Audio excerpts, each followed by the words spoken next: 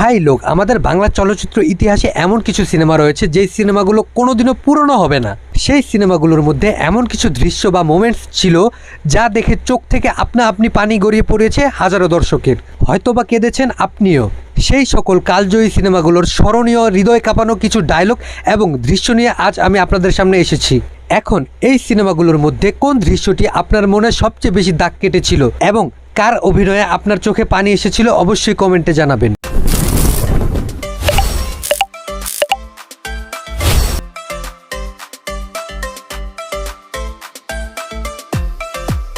Sir Humayun Faridi cinema অনেক দিনের আশা, যেখানে আমরা তার ছেলে হিসাবে দেখতে পেয়েছিলাম অমিত হাসানকে।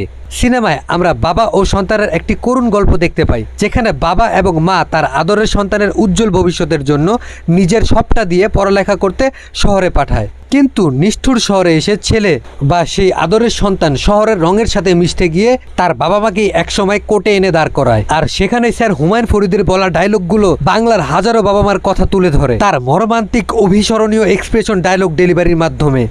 দুইটা মানুষ রাত দিন খাইটা একটা দুইটা করে টাকা কেমনে জমাইছে, তার পরীক্ষার ফিস দেওয়ার জন্য শরীরের রক্ত কেমনে বেচছে। স্যার নায়ক রাজ রাজ্জাক সিনেমা বাবা কেন চাকর, যেই সিনেমায় আমরা একটি পরিপূর্ণ পরিবারের গল্প দেখতে পেয়েছিলাম, সাথে ছিল তারই ছেলে বাপ্পারাজও। সিনেমায় একটা পরিবারের উত্থান পতনের গল্প দেখেছিলাম, কিভাবে অনেক সময় কিছু সন্তান প্রতিষ্ঠিত হওয়ার পর তার উপরের সবচেয়ে বড় ছায়া বাবা এবং মা তাদেরকেই অবহেলায় ঠেলে দেয়, কিভাবে একটি সংসার ধ্বংস হয়ে যেতে পারে। সিনেমাটা এত পরিমাণ জনপ্রিয় হয়েছিল যে এটাকে কলকাতায় রিমেক করা হয়েছিল। স্যার নায়ক রাজ রাজ্জাকের অভিনয়ের একটা বিশেষ গুণ ছিল, তিনি হাসতে হাসতে কাঁদতে পারতেন, আবার একই সময় কাঁদতে কাঁদতে হঠাৎ হাসতে পারতেন। তার অভিনয় গুণ এতটাই নিখুঁত ছিল যে সকল বাবারাই তার অভিনয়কে এবং তার চরিত্রটাকে নিজেদের মধ্যে ফিল করতে পারতেন। বাবা কেন চাকর সিনেমাটার গল্পটা আমাদেরকে এমন জায়গায় এনে দাঁড় করায়, যেই বাবা তার সন্তানকে অফিসের উপরতলায় বসার যোগ্যতা অর্জন করিয়ে দেয়, সেই বাবাকেই তার সন্তানের টেবিলে চা দেওয়ার চাকরি করতে হয়। সেই সিনেমার কিছু দৃশ্য আজও মানুষের চোখে ভাসে। না না, আমি তো বাবা নই, আমি তো তোদের বুড়ো মিয়া। স্যার আলমগীর সিনেমা জীবনের গল্প, এটা এমন একটা সিনেমা যেখানে আমরা স্যার আলমগীরের পাশাপাশি মহানায়ক মান্নাকেও একসাথে পেয়েছিলাম। দুজনেরই অভিনয় ছিল দুর্দান্ত, অতুলনীয়, যেন একজন আরেকজনকে ছাপিয়ে যাবেন। সিনেমায় আমরা বাবা ছেলের এক ভয়ানক লড়াই দেখতে পাই, যেই লড়াইয়ে কেউ জিততে চায় না। উপরে উপরে যেন একজন আরেকজনকে ধ্বংস করে দিবে, কিন্তু ভেতরে ভেতরে নিজেরাই জ্বলে পড়ে ছাই। সেই সিনেমার ক্লাইম্যাক্সে সকল কিছুকে ছাপিয়ে আলমগীর স্যারের একটা দৃশ্য দর্শককে কাঁদিয়ে ছেড়েছেন, যে সে তার সন্তানকে কতটা ভালোবাসেন।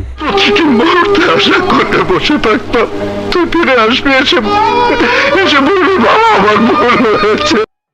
স্যার ইলিয়াস কাঞ্চন সিনেমা বেদের মেয়ে জ্যোৎস্না, এই সিনেমাটি বাংলাদেশের সবচেয়ে বেশি আয় করা সিনেমা, যা স্যার ইলিয়াস কাঞ্চনকে বাংলাদেশের রাজকুমার উপাধি এনে দিয়েছিলেন। পাশে ছিলেন অঞ্জু ঘোষ। সিনেমায় রাজার ছেলের সাথে বেদের মেয়ে জ্যোৎস্নার প্রেমের গল্প আমরা দেখতে পাই এবং তার ভয়ানক পরিণতিও আমাদের সামনে তুলে ধরা হয়। সিনেমায় একটা সময় এমনও আসে যেখানে রাজার ছেলে হয়েও সে তার পরিচয় দিতে পারে না। আমার কসম লাগে, আমার পরিচয় দিও না, আমার কোনো পরিচয় নেই, আমি তোমার স্বামী, এটাই আমার বড় পরিচয়।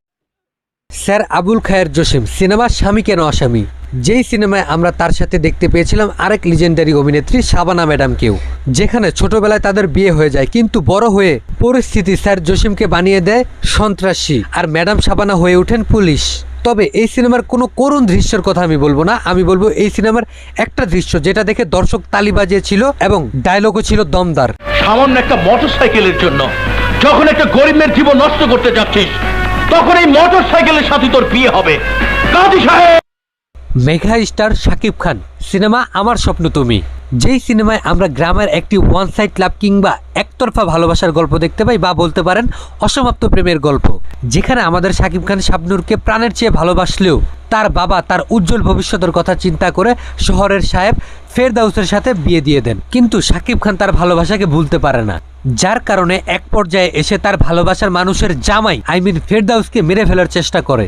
সেই সিনেমার একটা দৃশ্য আজও মানুষের ফেসবুকের টাইমলাইনে ঘুরে বেড়ায়, যেই দৃশ্যটায় শাকিব খানের পারফরমেন্স ছিল দুর্দান্ত।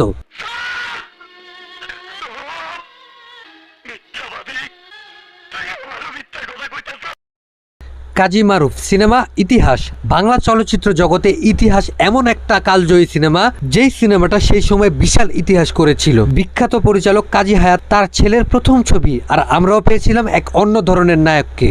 সিনেমায় আমরা একটি কারাপ্টেড পুলিশ অফিসারের অন্যায়ভাবে একজন স্কুল ছাত্রের উপর অমানসিক অত্যাচার করতে দেখি, যার কারণে মারুফ স্কুল ছাত্র থেকে হয়ে ওঠে এক কুখ্যাত সন্ত্রাসী, যার ফলে একটি পরিবার, তার বাবা, বোন এবং তার জীবন ধ্বংস হয়ে যায়। ইতিহাস সিনেমায় মারুফের সরল অভিনয়, তার চেহারার মাসুম এক্সপ্রেশন, তার পাগলের মতো ডায়লগ ডেলিভারি সবই দর্শক সেই সময় লুভে নিয়েছিল।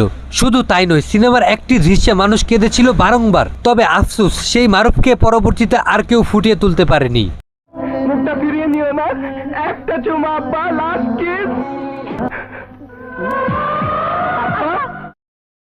বাপ্পারাজ সিনেমা প্রেমের সমাধি। সিনেমাটার নামটা শুনলেই আমাদের সামনে ভেসে ওঠে প্রেমের সমাধি গানটার কথা। কি অভিনয়তেই না আমাদেরকে বাপ্পারাজ সেই গানটার মধ্যে দেখিয়েছিলেন। সিনেমায় ছোট্টকাল থেকে যৌবনকালে আসা একটি অসমাপ্ত প্রেমের গল্প আমাদেরকে পরিচালক দেখিয়েছিলেন, যেখানে একটি দুর্ঘটনাকে কেন্দ্র করে সিনেমার নায়ক বাপ্পারাজ হারিয়ে ফেলে তার ছোট্টবেলার প্রেম, ভালোবাসা, তার প্রিয় মানুষটাকে। এদিকে আমাদের নায়িকাও ছিল অসহায় বাবার একমাত্র মেয়ে, তাই সে তার মেয়েকে চিকিৎসা করানোর জন্য শহরের জমিদারের সাথে বিয়ে দিয়ে দেয়। আর এদিকে বাপ্পারাজ তার ভালোবাসার মানুষের চিকিৎসা করানোর জন্য টাকা জোগাড় করে এনেও জানতে পারে তার ভালোবাসার মানুষকে অন্য কেউ নিয়ে গেছে। সিনেমাটা বাংলাদেশের দর্শকের কাছে এত পরিমাণ ভালোবাসা পেয়েছিল, যার কারণে কলকাতায় প্রসেনজিৎকে দিয়ে পুনরায় সিনেমাটা বানানো হয়, রিমেক করা হয়। তবে সিনেমায় বাপ্পারাজ আমাদেরকে যেই অভিনয়টা দেখিয়েছিল, প্রসেনজিতের অভিনয় তার ধারে কাছেও আসতে পারেনি। আমি বিশ্বাস করি না, আমি বিশ্বাস করি না, আমি বিশ্বাস করি না। মহানায়ক মান্না সিনেমা আম্মাজান। আম্মাজান বাংলাদেশ চলচ্চিত্র ইতিহাসে এমন একটা সিনেমা, বলা হয়ে থাকে এরকম সিনেমা যুগে একবার আসে, তবে 2 যুগ পার হয়ে গেল বাংলা সিনেমা ইতিহাসে এমন সিনেমা আর কেউ বানাতে পারেনি। যদি মান্না না থাকতো তাহলে আম্মাজান সিনেমাটা অসম্পূর্ণই থাকতো। আম্মাজান সিনেমায় আমরা ছোটবেলায় সন্তানের সামনে একজন মায়ের করুণ পরিণতির গল্প দেখতে পাই, যার কারণে সন্তান বড় হয়ে পুরো দুনিয়াটা মায়ের হাতে এনে দিল, তার মা তার সাথে কথা বলে না, কিংবা তার মায়ের হাসি মুখ সে দেখতে পায় না। সিনেমায় মান্নাকে আমরা মা পাগল একজন গ্যাংস্টারের রোল প্লে করতে দেখি। আর আমরা এই যুগের ছেলেরা তো এনিম্যালের মতো সিনেমা দেখে পাগল, অথচ মান্না আম্মাজান সিনেমায় বাদশা নামে যে গ্যাংস্টারের রোলটা প্লে করেছিল, যেমন সাইকো তেমন নৃশংস, অথচ মার জন্য পাগল। আমার কাছে ব্যক্তিগতভাবে মনে হয় যে এনিম্যাল সিনেমাটা আম্মাজান সিনেমা থেকে অনেকটাই ইন্সপায়ার্ড হতে পারে। না হলে আম্মাজানের গায়ে গুলি লাগার ব্যাপারটা এবং মুখ চেপে মেরে ফেলার যে দৃশ্যটা রয়েছে, যা এনিম্যাল সিনেমার সাথে হুবহু মিলে যায়। যাই হোক, আম্মাজান সিনেমায় এত পরিমাণ হৃদয় বিদারক বা হৃদয় কাঁপানো দৃশ্য ছিল, কোনটা ছেড়ে কোনটা নিয়ে আপনাদের সামনে কথা বলবো আমি নিজেই বুঝতে পারিনি। তবে একটা দৃশ্য রয়েছে যা আমাকে ইমোশনাল করে দিয়েছিল। 5 বছর আমি আমার আম্মা জানে হাসি দেখতে পাই না। আমি এই দুনিয়াতে কত কিছুই না করছি রে।